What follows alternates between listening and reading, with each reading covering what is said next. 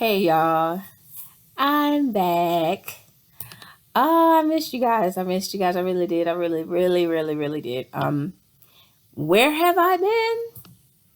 Two places: work and surgery. Now I won't say where I work on here. Just know it's a great job. But the surgery that I had was a hysterectomy.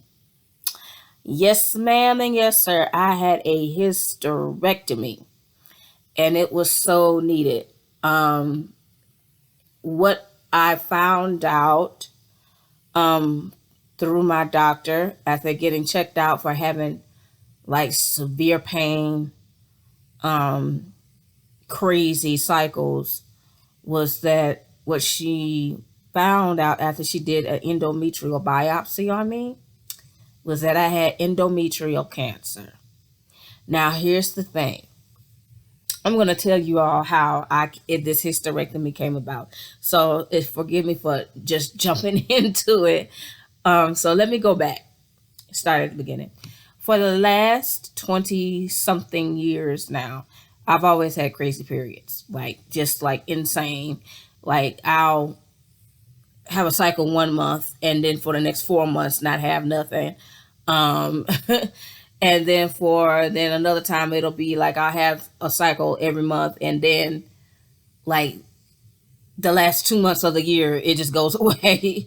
And then I would have heavy bleeding, like heavy crazy bleeding. I mean, stuff is like you can't sit anywhere. Like you literally can't sit anywhere, and you have to have extra padding. You have to have extra padding. You have to watch where you sit, how you sit, what you wear, what colors you wear, and all of that stuff. It was crazy. It was just like insane.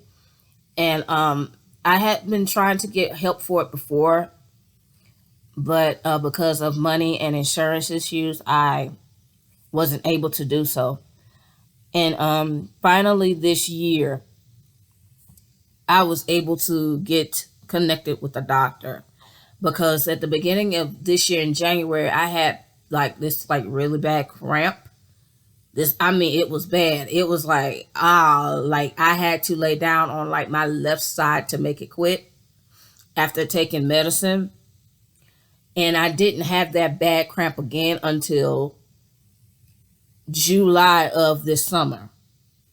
But see, the thing about it, this time it didn't go away. The cramping and the pain that I had in January, it went away after 4 hours of taking Tylenol. But the one in July never left at all.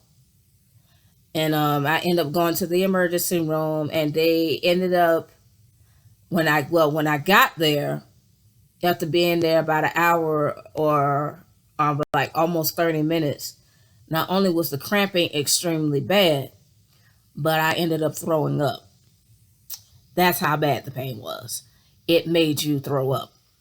It can make you throw up. It made me throw up. I mean, everything I ate the night before, it came right up.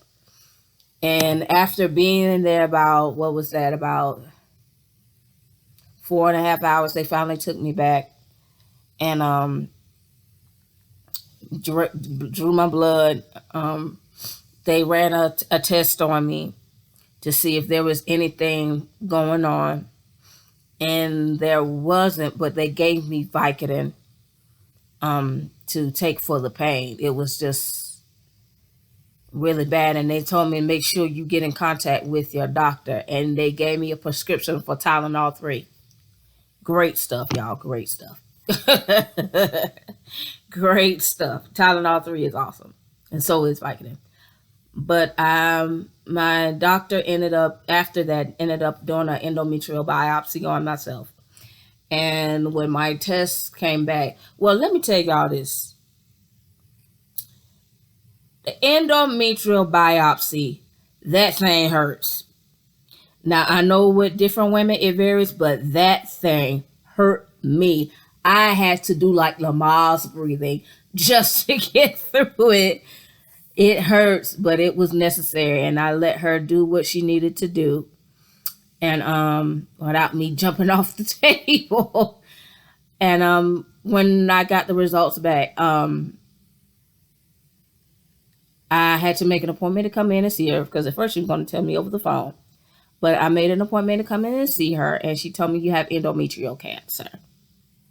And she said it's a slow grade cancer. It's not, and which means it's not progressing like really fast. It's just slow moving. And she says, I'm going to get you connected to a doctor, a oncologist that's going to take you further into what you need to do to make sure that you're okay and to, get you situated as to what, could possibly be done. And she said, I also want you to take today a blood test to see if you have this thing called Lynch syndrome, which can cause, which makes you susceptible to having certain cancers. And I took it. Because I didn't know anything about Lynch syndrome. I never heard of it. And she said, because you had colon cancer before. I got to tell y'all that story. I'm going to tell it at another time, though. You have to take this blood test to see if you have it. So I said, okay. I took the blood test there and got the results back. And I went to the gyno oncologist that I saw, and she told me the same thing. She said, I need to get those blood tests to see if you have this thing called Lynch syndrome, because for your case, if you don't have Lynch syndrome, you I can put you on an estrogen, on estrogen, not a estrogen, on estrogen, and it can help slow down the progression of that cancer and even stop it. But if you have Lynch syndrome, I'm going to have to take it out.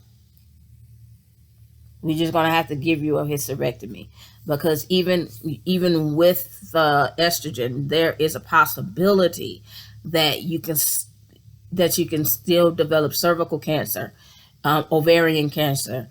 So we don't, or even uterine cancer, which is, what I, is it, no, uterine cancer is also, it's the same thing as endometrial. So she said, if you have it, and we're going to have to do a hysterectomy. So my test came back positive for Lynch syndrome.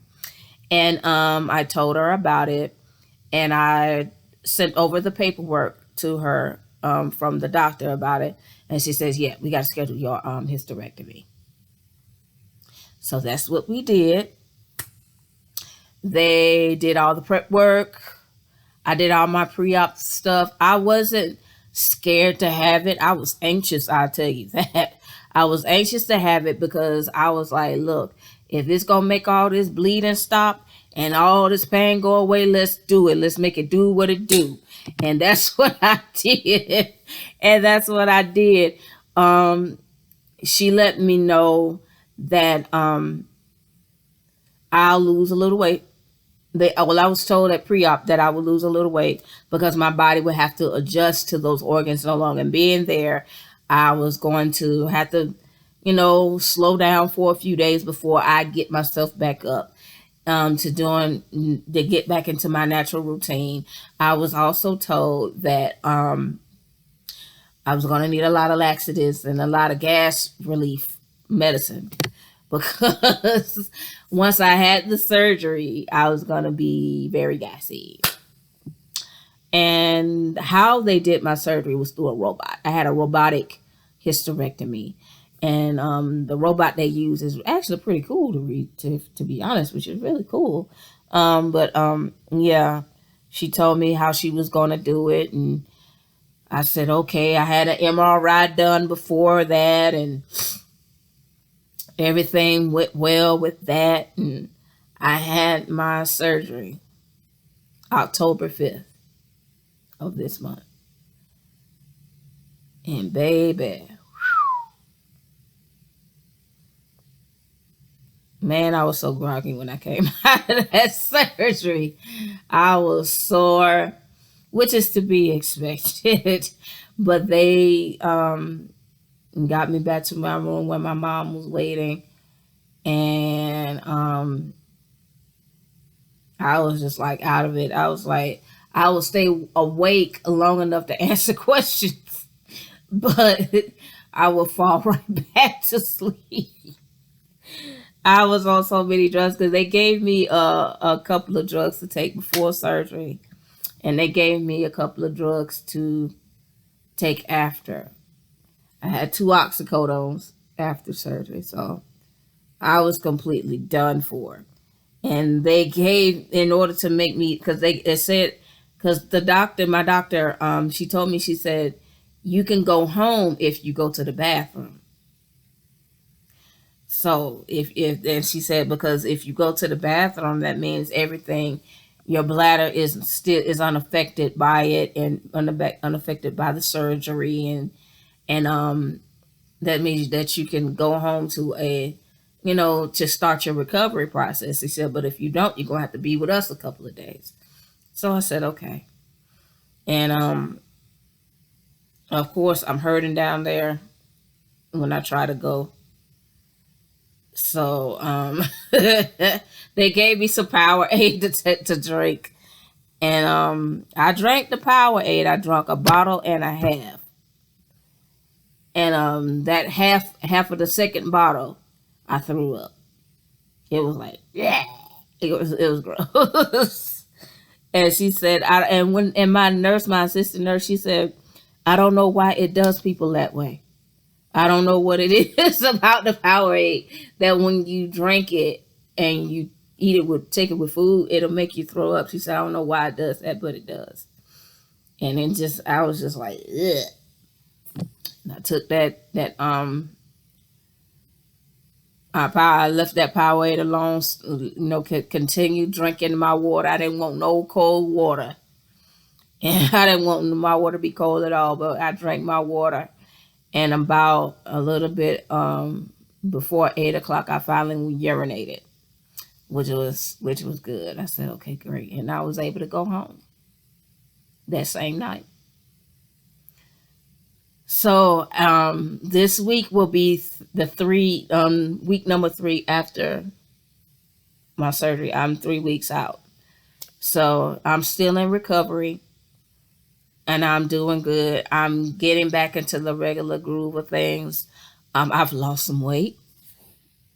I lost some weight, but they said that's to be expected because your body has to adjust. Like I was saying before, it has to adjust to those organs no longer being there.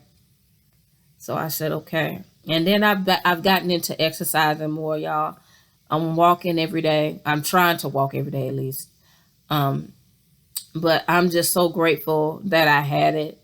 I'm grateful that God gave me the common sense enough to say yes, even though the tumor wasn't very big. It was like 2 centimeters, and like 1 millimeter actually went up into my uterus. Just it was small, but see, those little bitty tumors can cause a whole lot of damage. And I'm grateful that I had it. I'm grateful that I've done it. I won't be able to have children naturally, but God will give me a baby one day. He'll give me a child, and I just hold on to that. Y'all, I want to say this: do what you need to do to take care of your body. I'm doing what I need to do, but I want y'all to do the same thing. Take care of yourself. If you need to have the surgery, have it. If you need to lose weight, lose it. Hallelujah. No, I'm losing weight. I know it's because of the surgery, but I know, but I want to be health. I want to be my best self, and when you're your best self, you look and you feel great on the outside as well as the inside. Take vitamins, supplements. And talk to your primary care physician or get you one that'll tell you what your body can take and what can happen and all of this, and give you just the raw dog good deal on what it is that you need to do to take care of your body, because this is the only body you're going to get. God is a healer. God is not, he ain't just a healer. He is the healer. He is the deliverer. He is the restorer. but we must do what we're supposed to do on our end so he can be that the healer, the restorer, and the deliverer that we need. Okay? And he can't use us when we're sick. He can't use us when we're dead. So we have to take care of our bodies. Okay? If you don't want to take the vaccine, that's fine. Just take some vitamins. And I prefer a multivitamin, like Alive. And drink your water, eat right. If all your food, all of your food does not have to be fried. Everything ain't got to be soaked in some type of seasoning. So, just take care of your bodies the way you should, guys. Okay? Take care of your body. Do what you got to do. Use your common sense. Talk to the Lord about it. And do what he says. Okay? I'm going to give y'all a part 2 of my, when I'm going to give you the story of the cancer. Of the cancers I have survived and continue to survive and overcome. Okay, I'm going to do that at another time. But I just wanted to check in with you guys and let you guys know what's going on with me, okay? I love you, and I will talk to you soon. Bye.